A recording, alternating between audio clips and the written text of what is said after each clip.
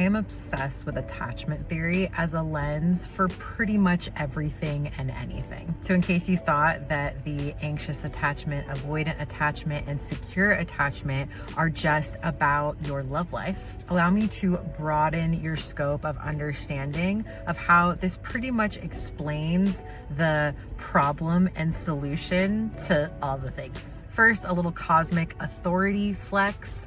I am a Scorpio South Node, Taurus North Node. What this means is that my direction in this life is to go from the Scorpio side of dramatic power plays and make my way to the Taurus other side of peaceful, centered, secure simplicity. And my Taurus North Node is in the 7th house of relationships. So this is why I personally see secure attachment as the light at the end of the tunnel for everything. In case this is a new concept for you, in intimate relating, it's the idea that we each typically trend toward anxious or avoidant attachment. Or it's sometimes that different people will bring one or the other out of us in dynamic with them, because it's this polar thing where anxiouses and avoidance are typically magnetized and attracted together. It's this dance I'm sure you're familiar with where one person leans in a little too much and it makes the other person lean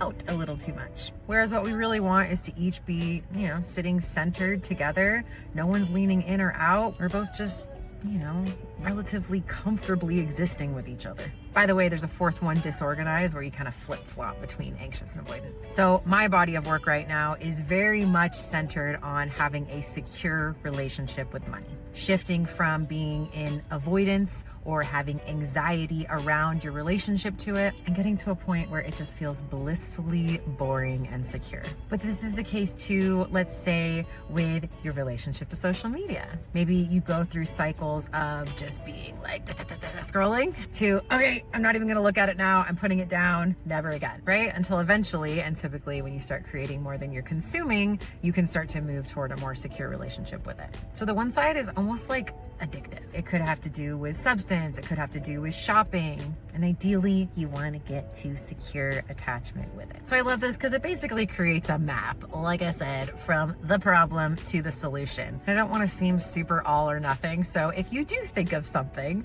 where this doesn't apply, please let me know in the comments. And if you're interested in finding out where you are with this relative to your money relationship, go take my free quiz to find out your money attachment style and get all sorts of goodies and resources to help you map to financial security.